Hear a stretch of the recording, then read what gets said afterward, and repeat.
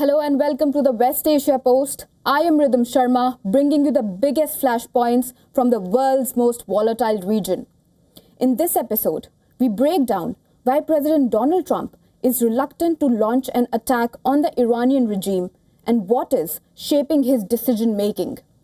We also decode why peace remains elusive in Gaza despite a ceasefire and why the Strip continues to face intense Israeli bombardment. And later, a story that's turning heads across the region. Saudi Arabia has launched passports for camels, making them some of the most documented animals on planet Earth. All this is lined up, but first, the headlines.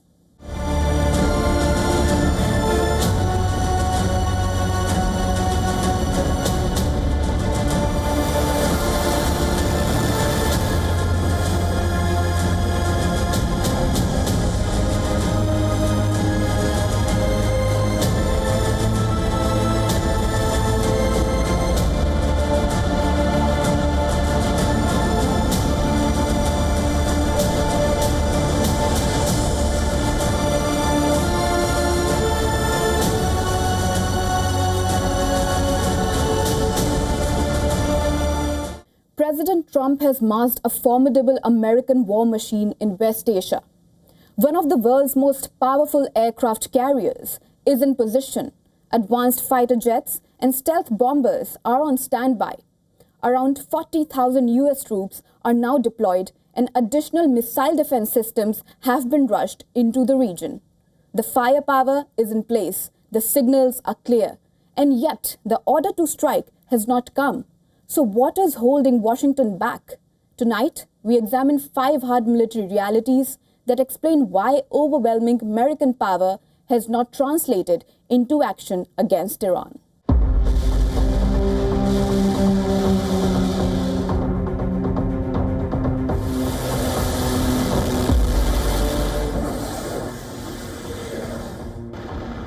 The USS Abraham Lincoln and its strike group are prowling the West Asian coast, a visible show of American force.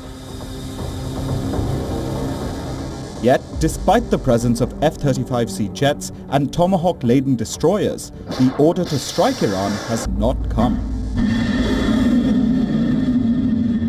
We're all over, but they are negotiating. They'd like to do something, and we'll see if something is going to be done. They had a chance to do something a while ago and it didn't work out, and we did Midnight Hammer.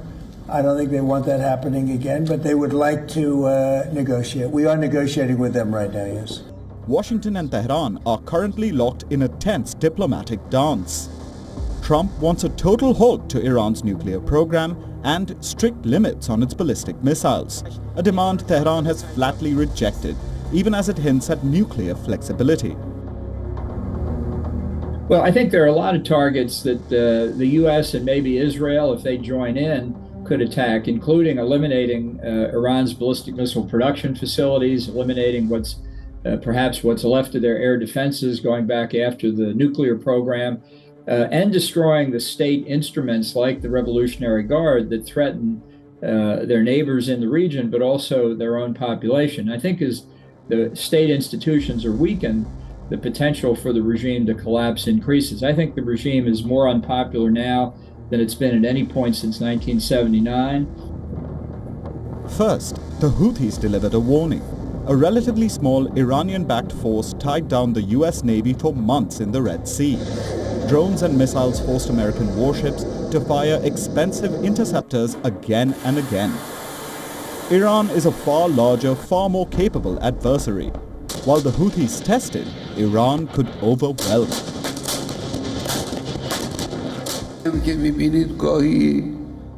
Donald Trump constantly claims they've brought warships. But the Iranian nation shall not be intimidated by these things. The Iranian people will not be stirred by these threats. They do not fear a fair confrontation. We are not the initiators and do not want to attack any country, but the Iranian nation will strike a strong blow against anyone who attacks and harasses them.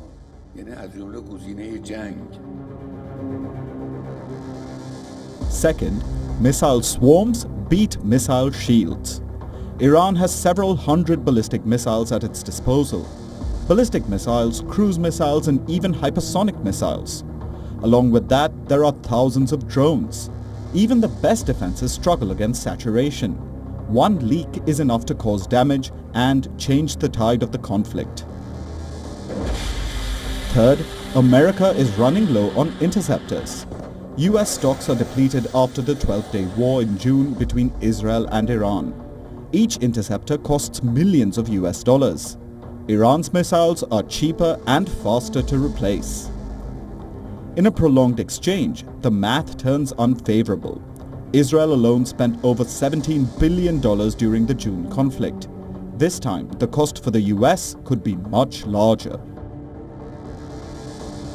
Fourth, US allies in the Gulf would take the first hit. Iran has warned that its response would not be limited.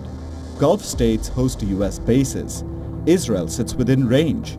Shipping lanes, energy infrastructure, all would be exposed. Many Arab partners have made it clear that they do not want their territory used for launching attacks because they know retaliation would land on them. Fifth, there is no clean strike. Analysts agree that a quick surgical attack on Iran is a myth. Nuclear facilities are hardened and dispersed.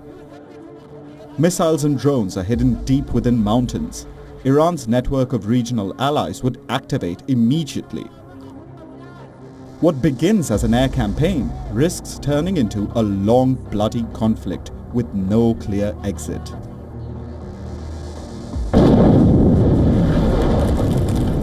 So the military buildup continues, pressure rises, tense diplomacy continues. For the US, the power to strike exists, but restraint for now is driven by reality, not reluctance. Because once the first missile flies, then there is no going back from the firestorm it would ignite. A new flashpoint is emerging between allies and adversaries. Israel is urging the United States to strike the Iranian regime. But President Donald Trump, according to reports, is holding back.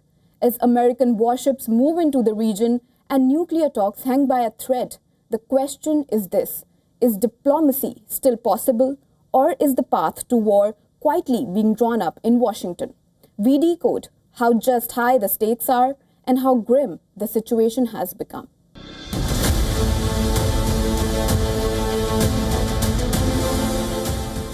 Israel is pushing for action.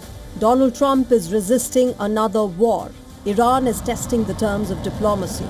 And with military options on the table, talks on uncertain ground, the next few days may determine whether this ends in a deal or in fire. Israel is pressing the United States to launch a military strike on Iran, even as President Donald Trump appears deeply unwilling to take that step. A report by Axios cited American officials saying the push is coming from Tel Aviv, not the White House. In the recent weeks, some of Israel's most senior security figures, including Defense Forces Chief General Eyal Zamir and Mossad Director David Barnea, have made repeated visits to Washington. In a meeting with U.S. Special Envoy Steve Witkoff, Prime Minister Benjamin Netanyahu warned that Iran has repeatedly proven it cannot be trusted to meet its commitments.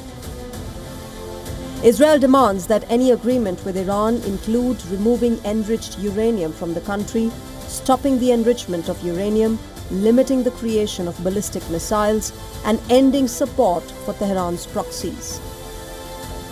The timing is critical. The United States is expanding its military presence across the region. President Trump has issued a stark warning, saying probably bad things will happen if Iran's nuclear talks fail. Well, we're talking about that. We have ships heading to Iran right now, big ones, biggest and the best. And we have talks going on with Iran. We'll see how it all works out. The president is not convinced.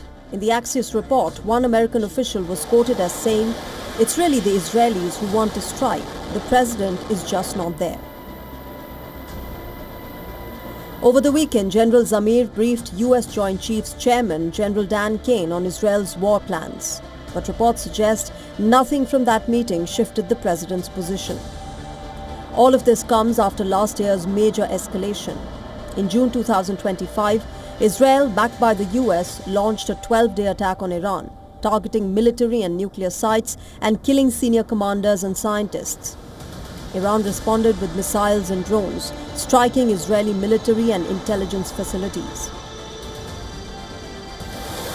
The United States then followed with its own strikes on Iranian nuclear sites, a moment that brought diplomacy to a sudden stop. Now, talks are set to resume this week. The White House says Special Envoy Steve Witkoff is still expected to engage Iranian Foreign Minister Abbas Araghchi. But even the negotiations are already in trouble. Iran is demanding changes, pushing for direct talks. The war in Gaza may have paused, the death toll may have fallen, but peace has not arrived. 4 months into a ceasefire, Palestinians are still being killed by intense Israeli airstrikes and gunfire. Gaza today is stuck in limbo. Not a full-scale war, but not a real ceasefire either. We explain the roadblocks preventing this truce from turning into lasting peace, from Hamas disarmament and Israel's withdrawal to the unresolved battle over Gaza's future.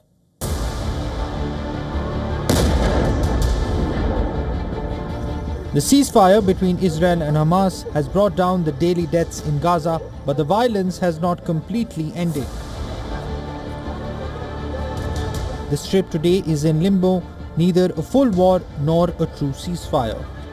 In nearly 4 months of this truce, more than 520 Palestinians have been killed in Israeli airstrikes or gunfire.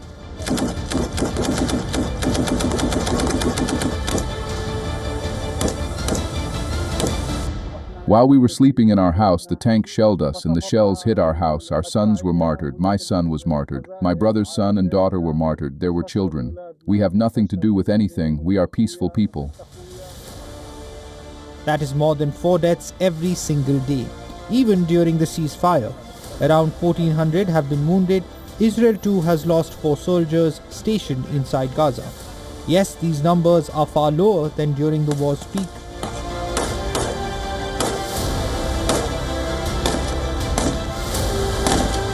During 2 years of full conflict, the daily average death toll exceeded 92 a day. But the United Nations warns the humanitarian crisis is far from over. We have lost hope in any reconstruction in the Gaza Strip. No one is about the reconstruction, saying that the administrative committee has started working, and no one is talking about the reconstruction efforts at all. There are 3 major roadblocks. First, the deadlock over Hamas disarmament. Donald Trump's 20-point ceasefire plan requires Hamas to disarm. Israel insists this is non-negotiable. Prime Minister Netanyahu says no second phase without it. Hamas has refused. Palestinian officials argue Netanyahu is using this deadlock to keep the war's door open. Second is Israel's withdrawal from Gaza. The first phase brought only a partial pullback. A full and permanent exit remains unresolved.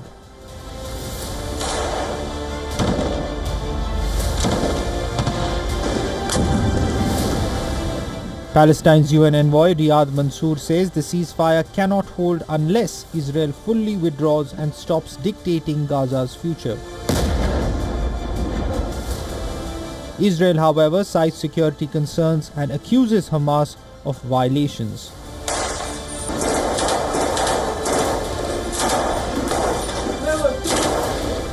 Third is the International Stabilization Force. Trump's plan envisions a multinational force deployed to secure Gaza, protect civilians, and supervise demilitarization. A board of peace chaired by Trump would oversee implementation and reconstruction. But the force remains unclear. Which countries will send troops? Who will command them? Who will be trusted on the ground? Until that is answered, the security vacuum continues. And meanwhile, the humanitarian emergency deepens. Israel temporarily halted the transfer of sick and wounded patients through the Rafah crossing just days after it reopened. Patients waiting in Khan Yunis were told evacuations were postponed. Rafah was meant to be a lifeline, a core part of the ceasefire deal. But in Gaza, even lifelines remain uncertain.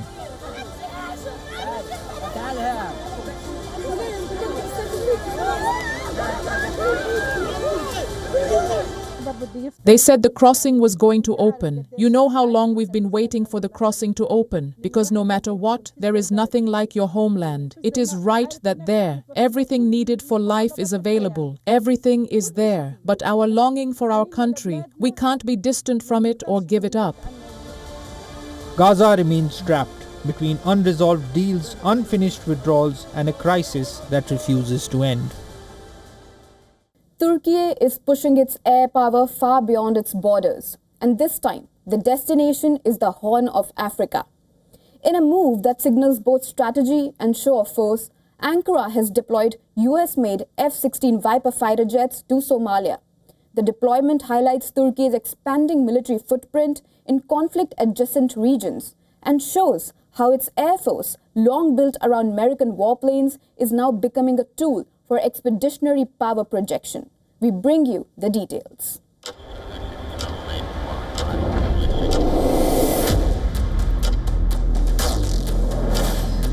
Turkey has deployed at least 3 of its American-made Lockheed Martin F-16 Viper fighter jets to Somalia, with the aircraft arriving in Mogadishu on January 28th. Satellite imagery suggests Turkey has even built new hangars for these fighters at the capital's international airport, while Turkish cargo planes made multiple flights in the days leading up to the deployment, likely carrying spare parts and munition. Somalia already hosts Turkey's largest military base abroad, and the F-16 arrival is being seen as part of an expanding security push. According to reports, the jets are meant to support Turkish drone strikes against the Al-Shabaab militant group and to protect Turkey's strategic and economic interests, including plans for offshore oil drilling and even a future spaceport project. Some analysts have also linked the deployment of Turkey's sharp stance against Israel after Tel Aviv recognized the breakaway region of Somaliland in late 2025. While this deployment is unusual, Ankara's reliance on the F-16 is not. Turkey has the second largest F-16 fleet in NATO and the third largest in the world. Its F-16s form the backbone of an air force that has long been built around American-made fighter jets. Since joining NATO in 1954, Turkey has flown US-built aircraft including the North American F-86, Republic F-84, Lockheed F-104, Convair F-102, North American F-100 and the Northrop F-5. Turkey began receiving its first F-16s in 1987 and eventually acquired around 270 jets by 2012. Even today, its fighter fleet remains heavily American, also including a small number of older F-4 Phantoms still in service beyond their planned retirement. In recent years, Ankara has sought to modernize, including plans for a new Block 70 F-16s. But that era of exclusive dependence on US fighters is now shifting after Turkey finalized a landmark deal for Eurofighter Typhoons from the United Kingdom in late 2025, while also developing its own indigenous stealth jet, the TF Khan. Turkey has often used its F-16s in NATO missions, including air policing over Romania and the Baltic region. But deployments to non-NATO states in volatile areas like Qatar, Azerbaijan and now Somalia shows a different strategy, using fighter jets as both deterrence and reassurance. A new flashpoint is emerging in the heart of Syria, and it could reopen one of the most dangerous fronts in West Asia. Syrian authorities say they have detained a group accused of firing rockets at a major military airport in Damascus. What has sent shockwaves across the region is the claim that the weapons used were traced back to Hezbollah, a group already weakened by war, under pressure after Assad's fall, and now once again at the center of a growing storm. We explain what's unfolding.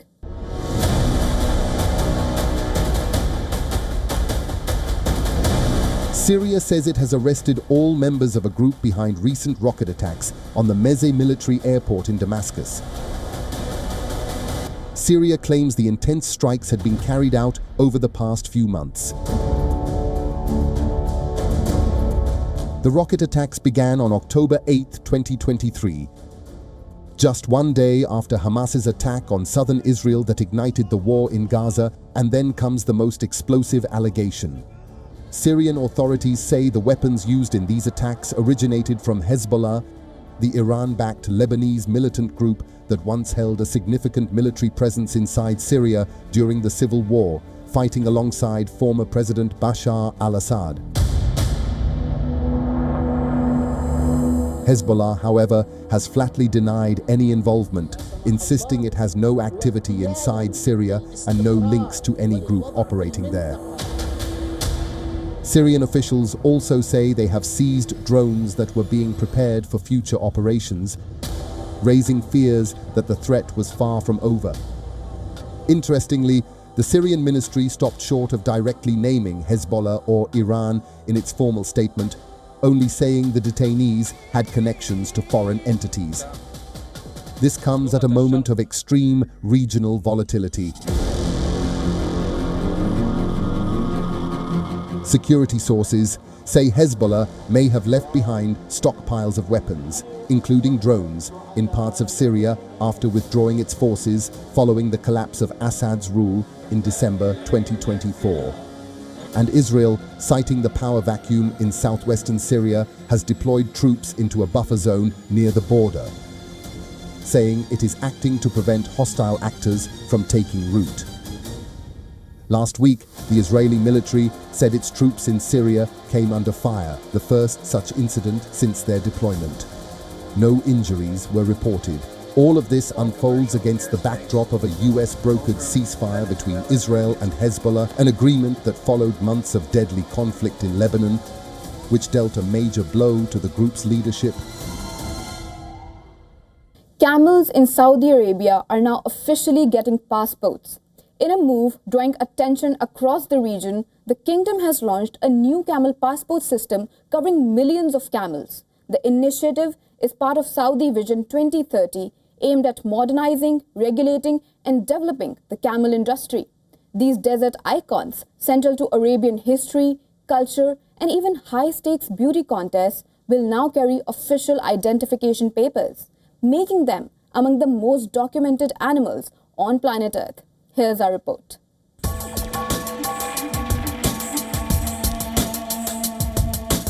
Saudi Arabia has announced a new and unique initiative that shows just how far the kingdom is going to modernize even its most traditional sectors.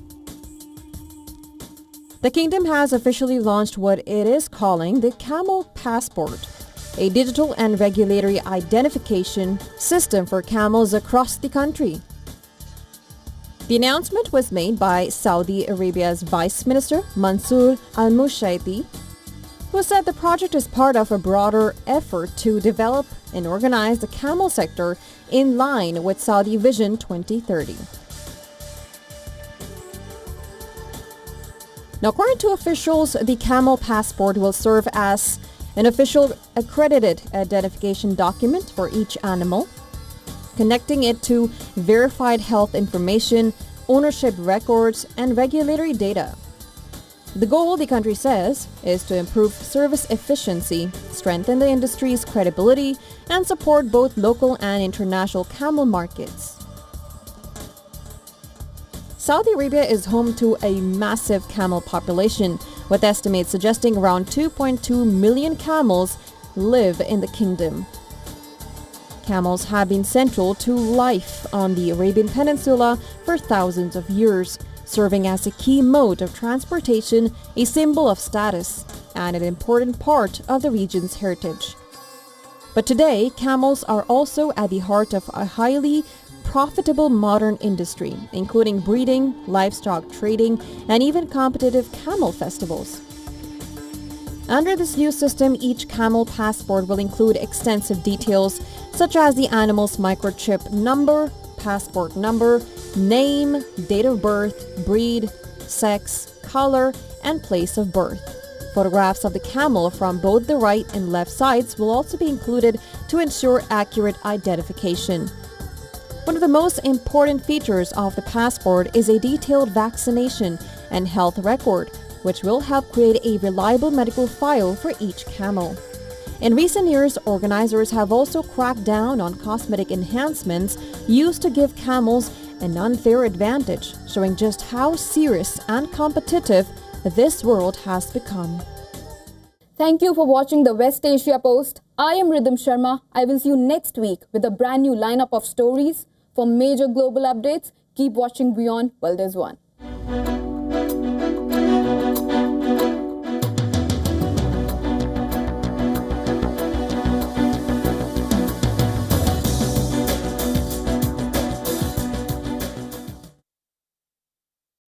Rashtriya Swayamsevak Sangh. To some, it's an extreme ideology. To others, it's the very soul of India. To some, it's rebellion. To others, it's a principle of nation building. Coming soon to challenge perceptions in RSS centenary year, Syria at 100.